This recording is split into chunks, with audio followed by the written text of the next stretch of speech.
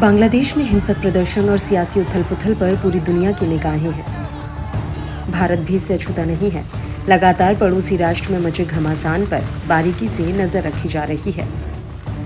इस बीच बांग्लादेश की पूर्व प्रधानमंत्री शेख हसीना ने अमेरिका पर बड़ा आरोप लगाया है। वे अभी भारत में रह रही हैं। शेख हसीना का कहना है कि सेंट मार्टिन द्वीप न सौंपने के कारण अमेरिका ने उन्हें सत्ता से बेदखल कराया है। शेख हसीना का कहना है कि सेंट मार्टिन द्वीप मिल जाने के बाद बंगाल की खाड़ी पर अमेरिका का प्रभाव बढ़ जाता। शेख हसीना ने अपने मैसेज में बांग्लादेशी नागरिकों को कट्टरपंथियों के बहकावे में न आने की चेतावनी दी है। अपने करीबी सहयोगियों के माध्यम से भेजे गए और ईटी को उपलब्ध कराए गए मैसेज में शेख हसीना ने कहा है कि मैंने इस्तीफा दे दिया ताकि मुझे शवों का जुलूस न देखना पड़े। वे छात्रों की लाशों पर सत्ता में आना चाहते थे, लेकिन मैंने ऐसा नहीं होने दिया। मैं सत्ता में बनी रह सकती थी अगर मैंने सेंट मार्टिन द्वीप की संप्रभुता को त्याग दिया होता और अमेरिका को बंगाल की खाड़ी पर प्रभाव रखने दिया होता।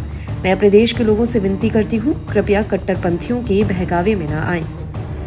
इकोनॉमिक्स टाइम्स की खबर में कहा गया है कि शेख हसीना ने अपने करीबी सहयोगियों के जरिए भेजे गए संदेश में ये बातें कही हैं। ईटी को हसीना का ये संदेश हासिल हुआ है। शेख हसीना ने छात्रों के उग्र विरोध प्रदर्शन के बाद 5 अगस्त को पीएम पद से इस्तीफा देकर देश छोड़ दिया था। वे फिलहाल भारत में सुरक्षित स्थान पर रह रही हैं। शेख हसीना आगे कहती हैं, अगर मैं देश में रहती तो और अधिक लोगों की जान चली जाती और अधिक संसाधन नष्ट हो जाते। मैंने बाहर निकलने का बेहद कठिन निर्णय लिया। मैं आपकी नेता बनी क्योंकि आपने मुझे चुना। आप मेरी ताकत थे। मेरे दिल में ये खबर सुनकर रोना आ गया है कि कई नेताओं की हत्या कर दी गई है।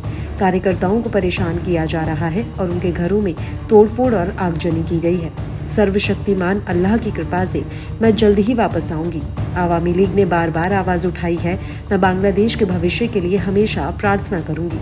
वह राष्ट्र जिसके लिए मेरे महान पिता ने संघर्ष किया, वह देश जिसके लिए मेरे पिता और परिवार ने अपनी जान दे दी। विल्सन सेंटर में दक्षिण एशिया संस्थान के निदेशक माइकल कुगिलमैन ने शेख हसीना के बेटे सजीब वाजिद जॉय के आरोपों को खारिज कर दिया, जिन्होंने विरोध प्रदर्शन के पीछे विदेशी हस्तक्षेप का दावा किया था।